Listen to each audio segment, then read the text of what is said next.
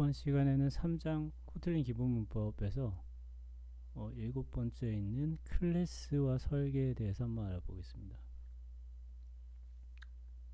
클래스는 앞에서도 많이 보아오셨겠지만 이렇게 메인 액티비티가 대표적인 클래스고요. 클래스를 만드는 방법은 클래스 키워드를 사용해서 정의를 하고 클래스명 그리고 클래스 스코프를 이렇게 지정을 해주시면 됩니다. 코드 블럭 클래스 스코프라고 합니다. 클래스 영역. 클래스는 간단하게 정의할 수 있을 것 같은데요. 변수와 함수의 모음입니다. 그래서 클래스 안에는 변수도 있고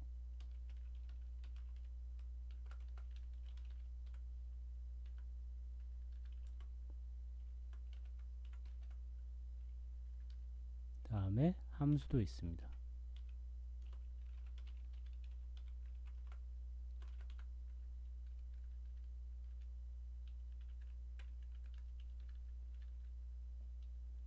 그리고 요 클래스 안에 변수 같은 경우는 함수 안에도 변수가 있을 수 있죠.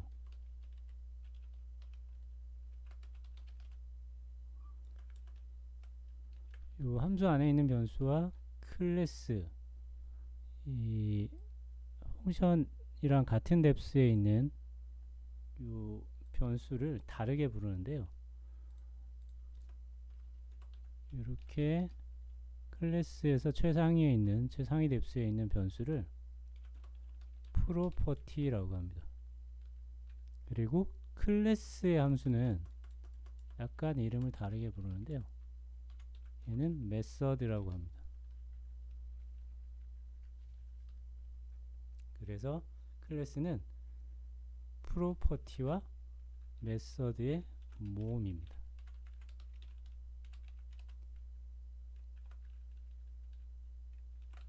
이 영어로 쓸까요?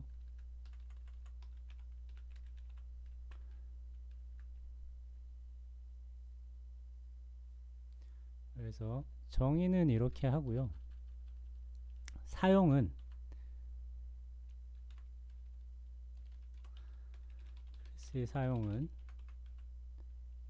클래스명하고 괄호를 붙이는 걸로 사용을 할 수 있습니다. 그리고 클래스명하고 괄호를 붙이면 마치 함수랑 비슷하죠. 얘는 함수랑 다른 거는 리턴 값을 정의하지 않아도 요 는 연산자, 대입 연산자를 사용해서 변수에 저장할 수 있습니다. 이렇게 하면 요 클래스를 변수에 넣어서 사용할 수 있게 되고요. 자, 클래스를 사용하는 방법은 무조건입니다. 이건 클래스 명을 초기화를 한다고 하는데, 자, 이 명은 뺄게요. 클래스 초기화를 하고 사용을 해야 되고요. 요 초기화를 하게 되면 클래스에 지금 작성은 하진 않았지만 init이라는 코드 블럭이 있어요. 이 init 블럭이 호출되는 것과 동일합니다. 작성하지 않으면 디폴트로 그냥 호출이 되는 거예요.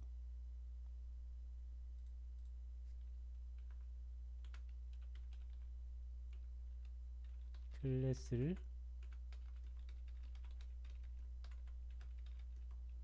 초기화 하면 호출된다. 그리고 이 초기화를 한다는 의미는 뭐냐면은 이 클래스 코드를 메모리에 로드한다 라고 말을 하게 되고요. 이 클래스 이름 다음에 괄호를 붙이면 메모리에 올라가면서 이 클래스의 상태가 인스턴스로 바뀌게 됩니다. 그러니까 메모리에 올라가 있는 클래스를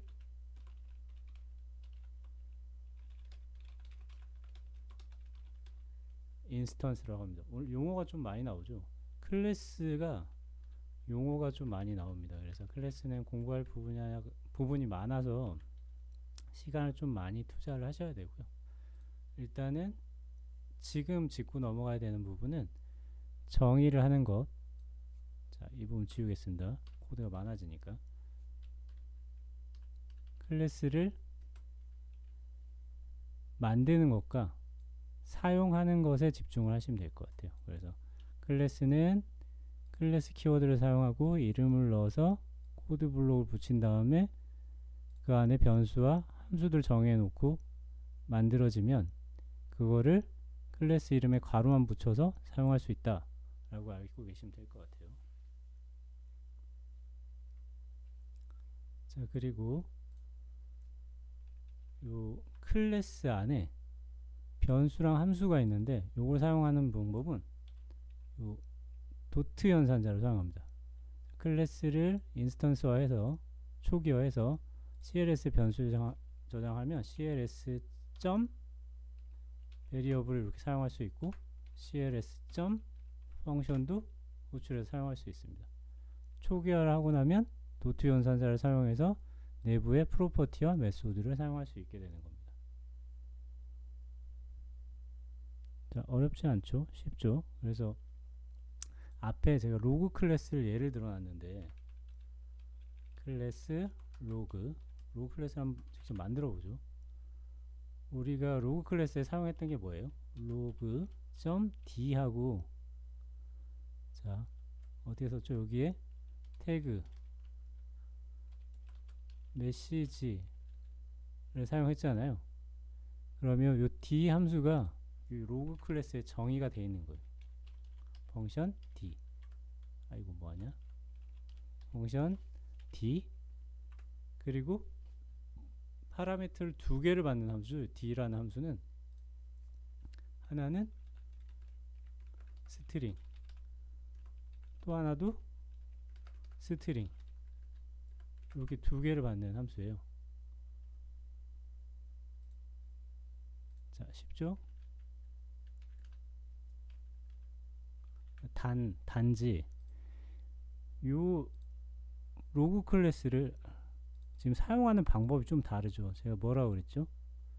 클래스를 사용하는 방법은 클래스 이름에 괄호를 붙여서 초기화를 한 다음에 요 초기화된 인스턴스에 도트 연산자로 쓰라고 했는데 얘는 초기화하는 과정을 거치지 않았어요. 요 위에 과정대로 쓰려면 어떻게 해야 되냐면은 로그는 로그 다음에 로그.d 이렇게 써야 되는 거예요. 그럼 이 안에는 뭐가 들어가 있냐면은 print라는 함수로 예를 들면 달러 파람 1을 이렇게 해놓고 땡땡 달러 파람 2 이런 형태로 코드가 구현되어 있어요. 그럼 우리 이거 호출하면 이 print라는 함수로 넘겨준 태그랑 이름을 태그라고 할까요? 태그랑 메시지랑 태그를 그냥 출력만 해주는 이런 함수가 만들어져 있어서 우리 호출하는 건데 요 초기화하는 과정이 없어요. 요 초기화하는 과정이 없는 이유는 컴패니언 오브젝트 블럭이 있는데 요 함수나 변수를 예를 들어서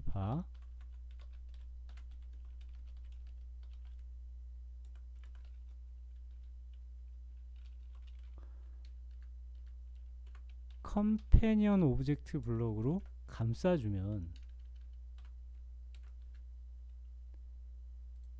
요 함수를 함수란다. 클래스 내부의 메소드 프로퍼티를 초기화 없이 사용할 수 있습니다. 유일한 방법이에요. 그래서 클래스를 사용하는 방법 1. 초기화 2. 컴패니언 오브젝트로 만들기 이렇게 두 가지로 클래스를 사용할 수 있습니다. 자, 그래서 만드는 방법과 사용하는 방법만 알고 있으면 클래스는 그렇게 어렵진 않고요.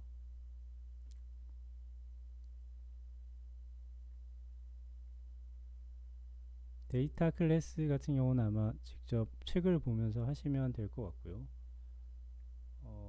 제일 어려운 부분이 아마 상속과 확장 요 부분일 것 같은데 상속만 한번 보도록 하겠습니다. 일단은 기존에 작성했던 코드는 좀 지우고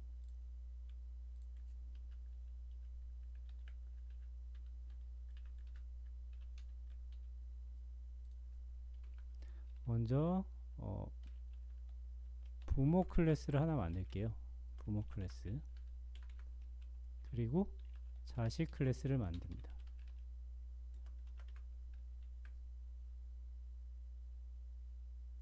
다음에 상속을 하는 방법은 예를 들어 상속을 하는 방법보다는 상속을 왜 쓰느냐, 상속을 사용하는 이유는 기존에 작성된 코드를 재활용하기 위해서 상속을 쓰고요. 이게 가장 큰 이유고요. 이게 기존에 작성된 코드를 재활용하는데 이걸 막 가져다 쓰면 너무 복잡해질 수 있잖아요. 그래서 2번은 코드를 재활용하는데 이거를 좀 더 체계적으로 계층 구조화해서 사용하기 위해서입니다. 계층 구조로 체계적인 구조로. 그래서 이제 보통은 각 단계별로 클래스를 만들어 놓고요. 그거를 계층 구조로 상속을 받아 사용하게 됩니다. 대표적인 게 이제 아빠와 자식 관계고요. 아빠의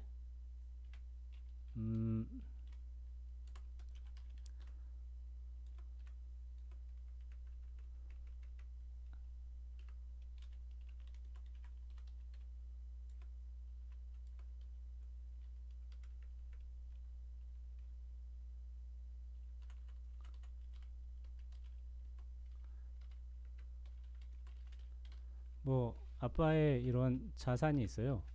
그러면 자식은 요걸 상속을 받아서 사용할 수가 있는데요. 상속하는 방법은 클래스명 옆에 콜론을 붙이고 아빠 클래스, 상속받을 아빠 클래스를 이렇게 작성을 해줍니다.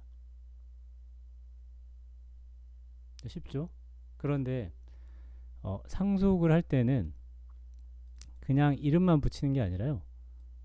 여기에 있는 값을 써야 되기 때문에 자, 클래스의 값을 쓰려면 어떻게 해야 되죠? 아까 기억나시나요? 지웠는데 초기화 해야 되죠. 마찬가지입니다. 상속도 상속받은 대상의 값을 사용하기 위해서는 이렇게 초기화를 해야 됩니다.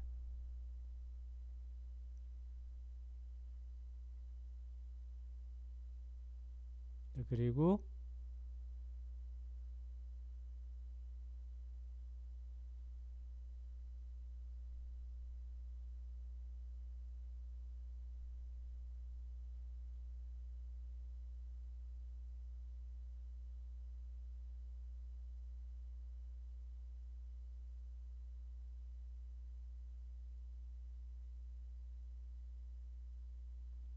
요 상속이 되는 아빠 클래스는 나는 상속을 할 수 있다라는 의미로 앞에다가 오픈이라는 키워드를 붙여줘야 됩니다.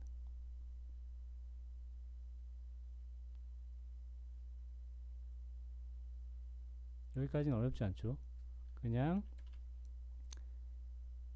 상속은 기존의 코드나 자원을 재활용하기 위해서 쓰는 건데 쓰기 위해서는 클래스 이름 앞에 오픈이라는 키워드를 붙인다. 이렇게까지만 알고 있으면 될 것 같아요. 그 다음에 child에 show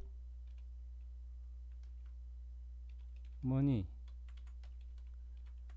라는 함수를 만들어 놓고 내가 얼마를 갖고 있는지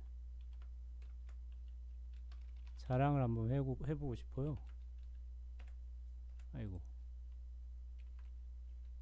그래서 여기다가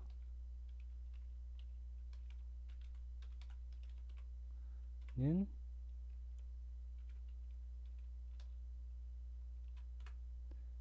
이렇게 쓸 수 있습니다. 상속을 하게 되면 상속한 아빠의 자산을 그대로 내 것처럼 쓸 수 있습니다. 상속 받으면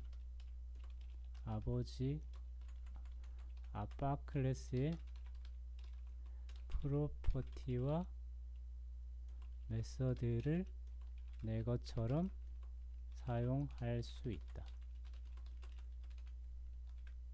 그래서 이제 차일드를 초기화하고, 초기화는 어떻게 하죠? 차일드 괄호 열고 닫고 돈이 얼마 있는지 확인해보면, 출력을 해볼까요?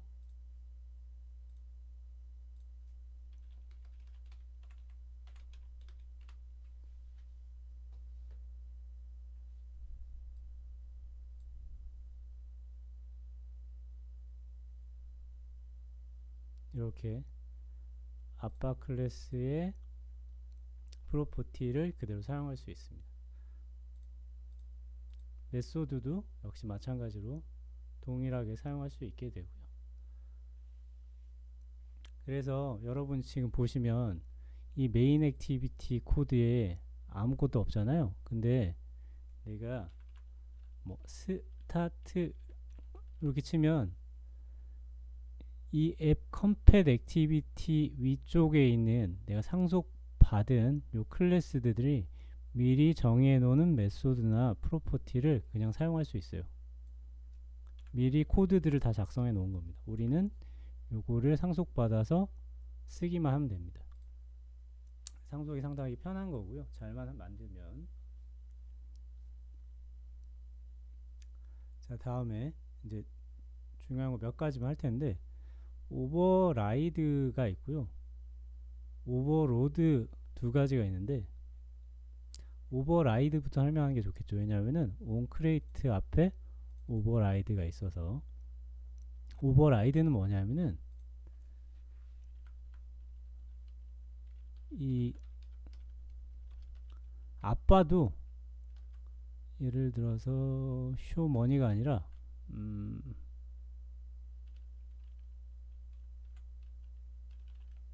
show house라는 게 있고,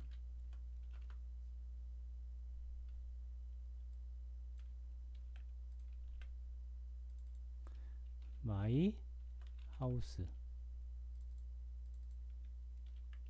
근데 나중에 알고 봤더니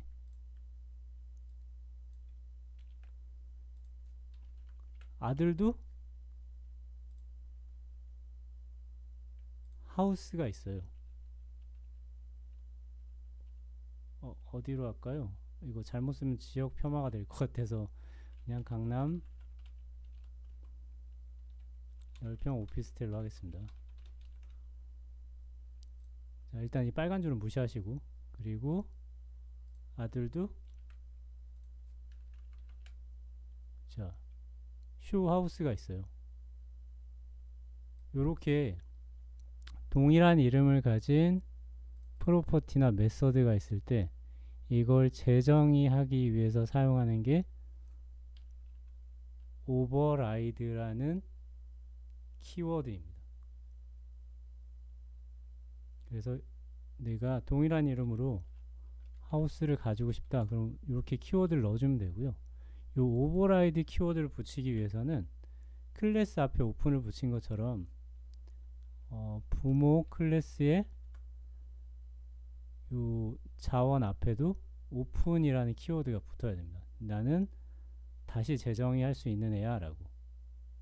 그리고 마찬가지로 여기도 오버라이드가 되려면 얘도 오픈이라는 키워드가 필요하겠죠. 그러면 이건 왜 이렇게 쓰느냐? 왜 이렇게 쓰냐면은 아빠가 정의해 놓은 함수가 있지만 나는 내 나름대로 코드를 쓰고 싶을 때, 근데 이름은 똑같을 경우, 그러니까 프로그램 설계상 동일한 이름을 사용해야 될 필요가 있거든요. 그럴 경우 오버라이드를 씁니다. 그러면 요 아빠랑 아들을 다 만들어 놓고 페런트도 생성하고, 페런트의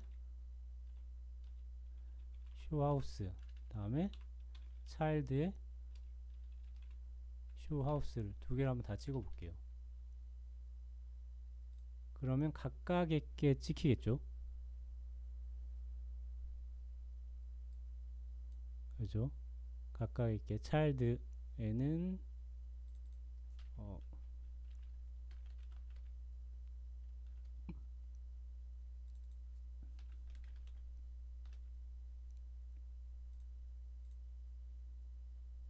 아빠 집이랑 내 집이랑 서로 다른 게 찍힐 거예요. 이런 용도로 쓰는 게 오버라이드.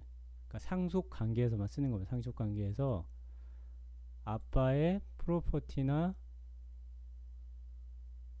메서드의 이름을 재정의해야 될 필요가 있을 때 오버라이드를 씁니다. 그러면 다시 메인 액티비티로 가보면 onCreate 앞에 오버라이드가 붙은 이유를 아시겠죠? 앱컴팻 액티비티 쪽에 앱컴팻 액티비티가 단일 클래스는 아니고요. 이걸 컨트롤 키를 눌러서 들어가 보면 앱컴팻 액티비티도 다른 거를 상속받아서 만들어졌습니다. 이건 자바라서 지금 extens라는 키워드가 사용됐는데 이 콜론이 extens를 대신한다고 보시면 돼요. 그래서 이 앱컴팻 액티비티 쪽에 onCreate가 정의되어 있는데 나는 그걸 사용하지 않고 내가 사용하겠다, 내 걸 사용하겠다라고 해서 오버라이드 키워드를 이렇게 붙여놓은 겁니다. 아시겠죠? 그 다음에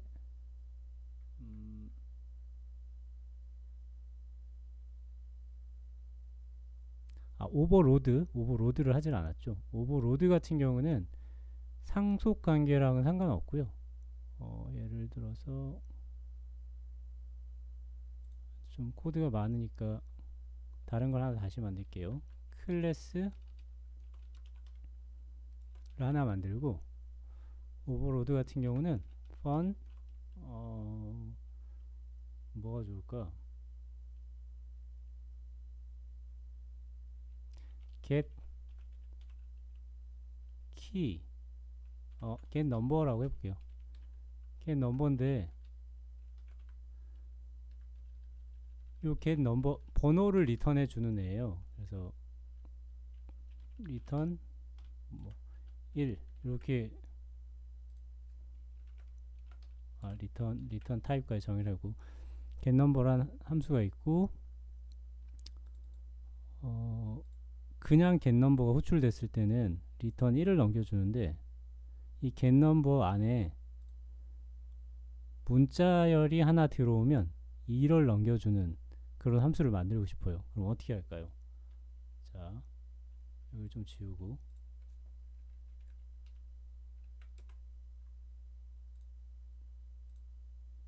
여기도 좀 지우고, 여기 좀 놔둬야겠구나. 주석 처리를 하고 하겠습니다.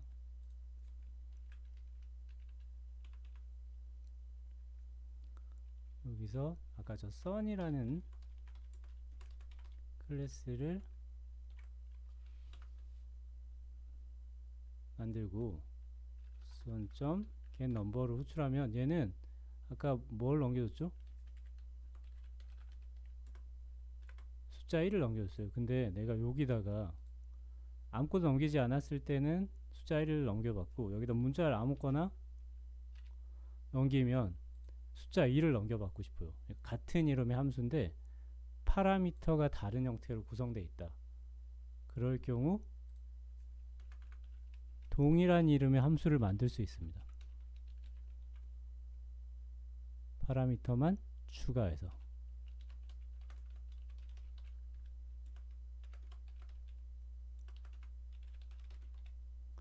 이렇게 동일한 이름의 함수를 만드는 걸 오버로드라고 합니다. 이걸 어떻게 구분하면 되냐면은 옛날 옛적 게임 중에 스타크래프트라는 게임이 있어요. 거기 나오는 오버로드라는 그 생명체가 있는데, 그 생명체는 저그도 태울 수 있고, 그 다음에 저그랑 또 뭐였더라? 저그가 아니지, 저글링이죠. 저글링도 태울 수 있고, 저글링이랑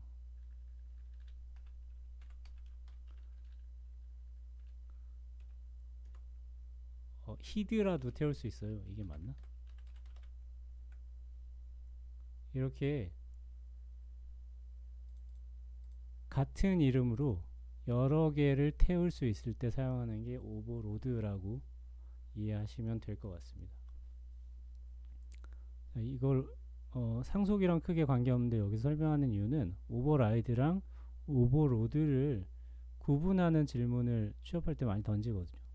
그래서 요거 두 개는 좀 구분을 하고 계시면 좋을 것 같습니다. 클래스는 아마 이 정도만 알고 계셔도 될 것 같아요. 뒤쪽에 나오는 추상화나 패키지는 한번 읽어보시면 될 것 같습니다.